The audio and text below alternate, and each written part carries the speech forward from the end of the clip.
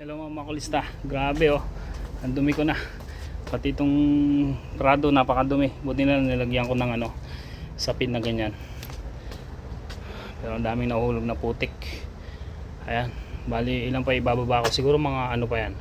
7. Good morning mga makulista. Papunta tayo ngayon sa Bunnings at bibili tayo ng Carabao grass or buffalo grass ang tawag dito sa amin sa Australia. Tatapusin na natin ang ating DIY project na pagpapaganda sa ating backyard. Last time ay nailagay na natin yung ating mga graba sa ating fire pit, yung mga chairs. So dahil maputik sa bahay kapag nag-uulan-ulan, yung the rest ng lupa ay lalagyan natin ng buffalo grass. Kaya samahan nyo ako today na tapusin natin ang ating DIY project. Ayan, ito yung Bunnings dito sa amin, syempre. Ayan, may mga nagtitinda ng sausage mga makulista. Bunnings. May bandang garden tayo pupunta.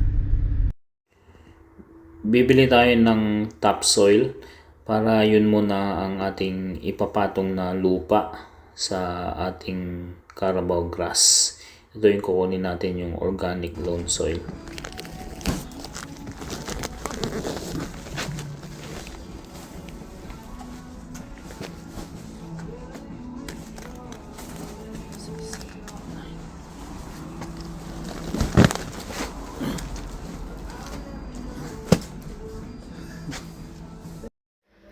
Bali 10 nga palang organic loam soil itong binili natin mga makulista, at itutulak natin ito doon sa harap dahil nandyan yung cashier pero mukhang sarado pa yung gate. Sabi nila 10 AM pa magbubukas dahil alas 7 pa lang ng umaga. Ito nga pala yung Carabao grass na kukunin natin. Bali itong isang buong paleta na ito ang bibilhin natin. Ayun guys, ito yung bibilin ko na turf. So konti na lang itong natira. Kailangan ko 26 rolls. So aywan ko kung ilang rolls na lang ito. Bali ito ang aking babayaran na dahil sarado pa itong gate dito sa garden. Mamayang 10 AM pa nila bubuksan. Kaya ito muna ang ikakarga ko sa sasakyan ko for the time being. Bumili ako 10 nito. Lalagyan natin yan, lupa yan. Tapos lalagyan ko rin ng fertilizer. Ayan mga makulista, bali 17 pieces na roll. Ang dumi ko, grabe. Ayan, nilagay lang nung staff ng Bunnings yung paleta dito. Tapos binuhat ko isa-isa itong turf. Ayan, ang bigat oh. Punong-puno. Naging damuhan na itong ko sasakyan. So sana kakayanin ang gulong. But I think kaya naman. So ayun yung paleta oh. So ayan mga makulista, iuwi ko na ito sa bahay. Ayan mga makulista, dito tayo, putik-putik pa yung mukha ko. Grabe, bigat pala nitong turf. Lalo yung basa. Basang basa talaga siya. So talagang magdudumi ako today.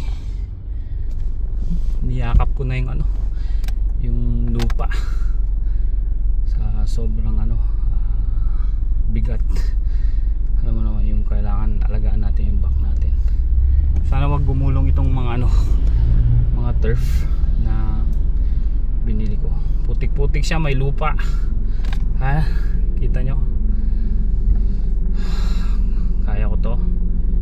At least today kailangan ko matapos itong project ko na ito na DIY sa backyard. Pinapakiramdaman ko itong Land Cruiser.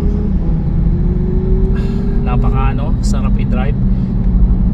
Gustong gusto talaga niya ang Land Cruiser kapag mabigat. Wala man lang kahirap-hirap sa pagdadala nitong mga turf na ito, itong buffalo grass. Malaki din ginastos ko mga makulista. Parang nakagastos ata ako ng $400 dito sa ito lang yung binili ko, lupa, Carabao grass, tsaka yung fertilizer. Grabe, magastos ayos ng bahay, pero okay lang. Importante ay mayroong paglalaroan ng mga bata, kasi pag sinet ko yung bonfire doon, lalakad sila sa lupa, putik-putik. tapos ikakalat nila sa loob ng bahay. Pero at least ito ngayon, dahil malalagyan ko nga itong turf na ito, so ayan, hindi na magpuputik-putik siguro, no? Tsaka magiging maganda yung itsura ng backyard natin. Ang turf pala mga makulista ay every Friday morning nila binabagsak isang paleta. So kulang yung nabili natin, 17 rolls lang.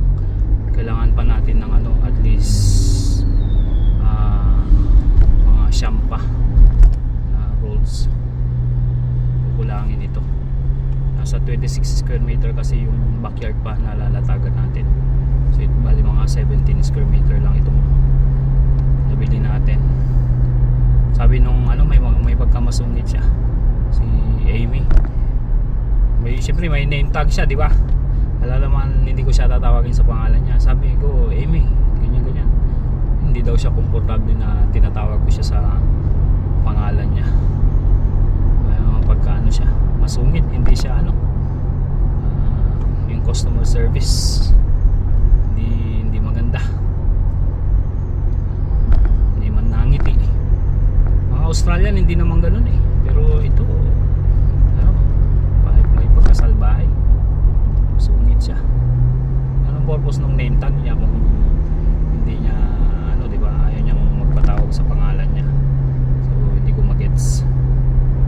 Anyway, ganun talaga. Hindi lahat ng tao ay maipipilis mo. Basta ang mahalaga ay mag-enjoy ako dito sa pagdi-DIY project sa backyard namin. Yun ang pinaka-importante sa lahat. Mga makulistahan, dito na ako sa bahay. Bali, isasakay ko dito sa wheelbarrow. Uy, nahulog na. Bagsak. Babagsak tong natin. Ayan o. Tandaan lang bumuksan. Hello mga makulista. Grabe ang dumi ko na. Pati itong prado napakadumi. Buti na nilagyan ko ng sapin na ganyan. Pero ang daming nahulog na putik. Ayan. Bali, ilan pa ibababa ko? Siguro mga pa yan, 7. Tapos yung lupa, topsoil. Yan, organic. 10 pa yan. Tapos mayroon fertilizer. Yan. So, marami-rami pang bababa natin. Punong-puno yung sasakyan. Alam ko na. Bilisan mo. Ayan, mga makulista. Si mama nagbibideo ngayon. So, kita nyo, dungis ko. Malamig ngayon pero pinagpapawisan ako. Kape. Ay. Sarap yung mainit na kape. So bali yung ipinasok ko 17 pieces pakita mo to. Ito. Yan, Carabao grass. So $14 isa yan. So 17 pieces. So do the math, almost $240. Tapos ito, papakita ko. Lupa. So bali ang unang gagawin ko, ilalatag ko muna ito para malusog yung lupa na gagawin natin. Tapos lalagyan ko din ng fertilizer. Saka ko ilalagay yung Bermuda grass. So ayan, para matapos na itong project natin. Problema kasi kapag umuulan, nagpuputik-putik dito. Pag nalagyan na ng grass, hindi na siya magpuputik-putik, di ba? Galing kang videographer na.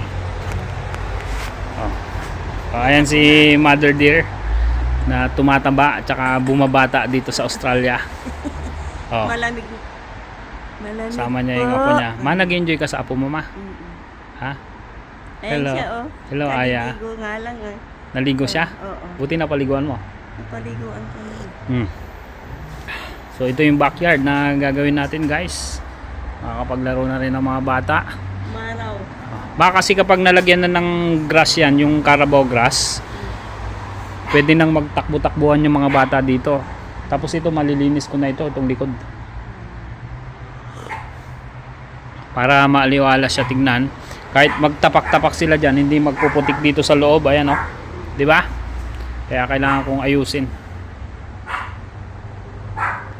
Lalagyan na natin sa ibabaw ito, guys.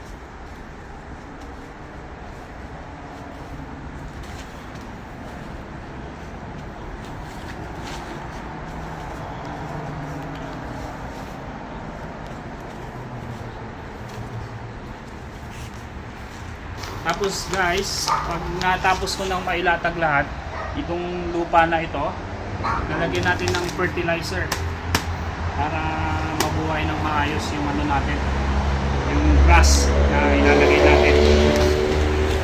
So yan lang, at hintayin yung matapos itong DIY na ito kung anong magiging outcome. Guys, ilalagay na natin itong fertilizer. Ayan, ito yung loob niya, oh. Nakita nyo na ilatag na natin yung lupa. Ayan, yung concrete niya. So ngayon, lalagay natin itong fertilizer. Sasabog lang natin ito.